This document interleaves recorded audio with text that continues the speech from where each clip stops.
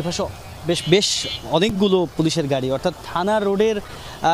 যেই একেবারে মূল যে ফটকটি অর্থাৎ এখান থেকেই ভাঙা থানায় যাওয়ার মূল রাস্তাটি সেখানে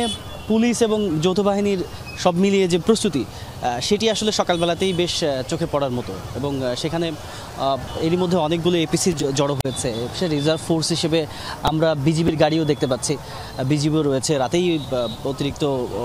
বিজিবি সদস্যদের মোতায়েন করা হয়েছে তেমন খবর আমরা পেয়েছি। তবে একটি বিষয়, স্থানীয়রা আজকেও ঈদগাহ ময়দানে তাদের জড়ো হওয়ার কথা রয়েছে। তারা সকালবেলাতে যেমনটি আমাদেরকে জানিয়েছে যে তারা আজকে মহাসড়ক অবরোধের মতো কর্মসূচিতে হয়তো যাবেন না, বরং তারা আজকে একটি মানববন্ধন করবেন এবং তাদের দাবির পক্ষে যে তাদের যে জোরালো অবস্থান সেটিকে ব্যক্ত করার জন্যে আজকে সেই মানববন্ধনে সেই স্থানীয় এলাকাবাসী তারা অলরেডি ঈদগাহ ময়দানে আসতে শুরু করছে। ঈদগাহ ময়দান যদিও এই জায়গা থেকে খানিকটা দূরে, কিন্তু প্রশাসনের সার্বিক যেই তৎপরতা, সার্বিক যে প্রস্তুতি সেটি যে সকালবেলাতেই চোখে পড়ার মতো, সেটি মূলত আসলে দেখাতে চাচ্ছি। আপনি নিশ্চয়ই দেখতে পাচ্ছেন যে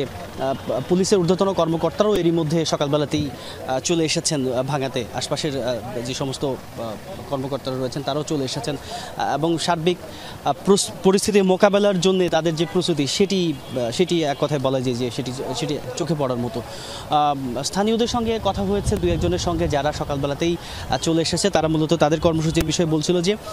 তাদের দাবি যেটি, যে দুটি ইউনিয়নকে যে আলাদা করা হয়েছে, ফরিদপুর 4 থেকে ফরিদপুর 2-এ নিয়ে যাওয়া হয়েছে সংসদীয় আসনের পুনর্বিন্যাসের যে ব্যাপারটি,